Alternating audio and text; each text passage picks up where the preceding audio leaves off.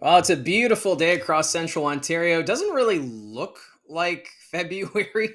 That's what the calendar says, but the sunshine right now says otherwise. But can't complain right now. But it is Tuesday, so let's talk about some news happening around the Ontario Hockey League. We're going to touch on the CHL Top 10 rankings. Also, an update in regards to the NCAA eligibility. Seems like there's a deal brewing with the CHL. But we're also going to start with the red hot London Knights. I mentioned it in the Power Rankings video yesterday that I'm going to do a bit of a deep dive when it comes to this 20-game point streak because it's impressive what the London Knights have been able to do. They just seem to be unstoppable right now. They're the hottest team in the Ontario Hockey League, if not the hottest team in the Canadian Hockey League. They have a record of 18-0-2. Now, this team has been through it all, it seems, through injuries, suspensions, and players over at the World Juniors, and the group continues to find ways to get wins and points as they've rocketed their way up to the top of the OHL standing. So this is a team that's doing a really good job. The last time they suffered a regulation loss was back on December 10th. That was in Sault Ste. Marie on the road. And since then, they've just been putting pucks in the back of the net. They're playing a physical style, and even though they're shorthanded, they're finding ways to get shorthanded goals. So this is a team that's lethal, both 5-on-5 on the power play, shorthanded. They're getting it done, and they're also getting some great goaltending. It's just everybody's buying into the system right now. And when you look at the 18 wins that they've had, only 2 have needed extra time. That was an overtime win at home against the Sudbury Wolves and a shootout victory over the Owen Sound Attack. That was this past Saturday. So I'm not going to list all of their wins. I did that in the 10-game winning streak video I did a couple weeks ago. But when you do look at these 18 wins, there's some that stand out, including 3 wins over the Kitchener Rangers, and that includes a 10-3 victory at Budweiser Gardens. They have 1 win over the Saginaw Spirit over this run, and that was just after the trade deadline when Saginaw picked up all those pieces like Owen Beck and Jorian Donovan. And 5 of those wins were against teams sitting outside of the playoffs. So that's at the time the Sarnia Sting, the Windsor Spitfires, the Barrie Colts. So you can't say they've had an easy schedule because they've had to play some tough opponents and also a lot of teams that are right there in it in the Western Conference race and in the East. So let's look at who's leading the way. I went through all the stats to figure out who's been leading the way with points, and it all starts with Denver Barkey. He hasn't played in all 20 games. He had a suspension in there. Also, I think it was an injury at one point. So over the winning streak, Denver Barkey, 9 goals, 21 assists, good for 30 points. Denver Barkey, he's been sensational. He had that slow start to the season, but since then, he's been a great leader on this London Knights group. Jacob Julian, he has 11 goals, 17 assists over this 20-game streak with 28 points. Julian has been a great player for this team. You almost kind of forget that he's out there at times, but he finds a way to get points, and he'll burn you when you least expect it. And then you've got Toronto Maple Leafs prospect Easton Cowan. He has 10 goals, 15 assists over this run, good for 25 points. And remember, Easton Cowan was playing for Team Canada at the World Juniors, so he missed time at the start of the streak, which got underway December 15th. Ruslan Gazizov, he's been fantastic. 12 goals, 13 assists, 25 points over this run. Oliver Bonk, he has 12 goals, 12 assists, good for 24 points. He was also with Team Canada at the World Juniors. Sam Dickinson, a name that fans will become more and more familiar with. He's expected to be maybe a top 5 pick in the upcoming NHL draft in June. For Dickinson, 7 goals, 17 assists, good for 24 points over this 20-game point streak. There's also Max McHugh, 12 goals, 9 assists, good for 21 points. Sam O'Reilly, the rookie forward, 7 goals, 13 assists, 20 points. Kasper Holtonen, he's been a little quiet of late, but he has 4 goals, 6 assists, 10 points over the run. And the only player they picked up the OHL trade deadline, Caleb Lawrence, 2 goals, 3 assists, good for 5 points. So everybody's contributing. It's not like this is a one-line team. Everyone seems to be buying into the system that Dale Hunter has for this London Knights team. And then you look at the goaltending stats. Michael Simpson over this 20-game streak, he's got a .930 save percentage, which is unreal. And Owen Wilmore, the backup, he's been spending some time because Simpson was hurt for a bit there, also an illness. So Owen Wilmore, he has a .906 save percentage over this run. So everyone is buying in right now at this London Knights team. It is really impressive. So you're probably wondering, okay, so when does the streak come to an end? So let's look at the next 5 opponents for the London Knights. They have Flint and Windsor this weekend before traveling to Oshawa. They play the Generals on Sunday. Oshawa right now first in the East Division, 1 point back of the Sudbury Wolves for first place in the Eastern Conference. That will be a fun game to watch. Knights and Generals. That's at the Tribute Community Center in Oshawa. And then after that, the London Knights, they have to play the Sault Greyhounds. So their last regulation loss was against Sault Ste. Marie. So they have another matchup coming up against the Greyhounds. And then they have the Owen Sound Attack. So those are the next 5 games. If they get points again, well, you have to figure Flint and Windsor right now, they're on the outside looking in the playoff picture in the Western Conference. So those are you would expect them to win, but those could be trap games. A team like the London Knights, if they take these two teams lightly, that's when a team like Flint or Windsor could take advantage. Oshawa is going to be tough. Sault Ste. Marie is going to be tough. And the Owen Sound Attack, they nearly snapped the point streak on Saturday. The Attack, they had the lead there at the Bayshore, and there was the door gate, which was being called in that one. And then the Knights came back and won in a shootout. So that's where the streak is right now. It's still quite remarkable what the London Knights are doing. We'll see if they can keep this up.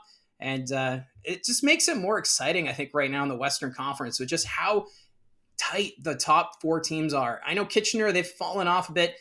Injuries and inconsistency, like Carson Rakoff, he's fallen off a bit.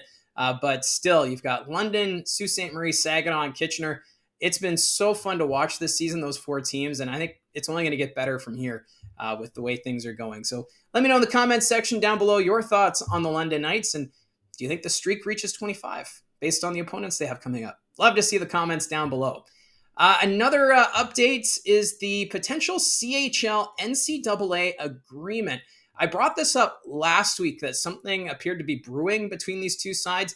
Right now, the way the rules work is that if a player intends to play in the NCAA, they cannot play major junior hockey because that's considered they're making a profit. So when you become pro and you're earning income for playing the sport, you're not allowed to get the scholarship for the NCAA. So that's why you see a lot of players, they'll stick with the U.S. National Development Team, or they'll go to Tier 2 with the OJHL, and then they'll go to NCAA because they have the scholarships. But this will change everything, it seems. Elliot Friedman provided an update onto the situation yesterday in his 32 Thoughts podcast. According to Elliot Friedman, the deal between the NCAA and CHL would see junior hockey players eligible to go to the NCAA after their CHL career is done. So basically, players could then choose between going the NCAA route or play an overage season in the OHL, QMJHL, or the WHL. This would likely attract more talent to the Canadian Hockey League, as many players can choose, right now go to the USHL to play junior hockey or play CHL. So we'll have to wait and see how this all plays out. It's also going to have a factor then in the overage years. Do we see as many overagers stick around with the Canadian Hockey League if they know they can get scholarships at the NCAA level? And how is this going to affect Canadian university hockey? Because a lot of times overagers, they'll graduate from the OHL. If they don't get a contract at the AHL or ECHL level, they'll then move on to play university hockey. And a lot of players tend to do that. So it's going to be fascinating. How would an agreement like this play out with the universities here in Canada? It's something to follow. It sounds like this agreement should happen sooner rather than later from the way Elliot Friedman was talking. So we'll just have to wait and see if this in fact plays out. So it's going to be a very fascinating thing. And also to think about too is when a player is drafted and they're coming from the NCAA. So Macklin Celebrini is expected to be drafted first overall out of Boston College. The NHL team then has the rights for 2 years to sign that player. So do you keep those rights then if they're being drafted out of the CHL with NCAA eligibility? You would think so. So then the NHL would have to probably have some sort of an agreement. I think there's probably a lot of things to iron out at all aspects. It's fascinating. And honestly, I never thought we'd see an agreement like this between the CHL and the NCAA. The two have kind of had a bit of a rivalry against one another, and now seeing that they're working together, this is going to have quite the impact on junior hockey going forward. And really, the whole thing stems from the name, image, and likeness policy that allows students to monetize their NIL. That was introduced in July 2021. So athletes under the NIL have the right to profit from the use of their name, image, and likeness. So it kind of stems from the video games. You've got the NCAA football game where you've got all the different athletes who play on those teams. They've got their names on there, their likeness.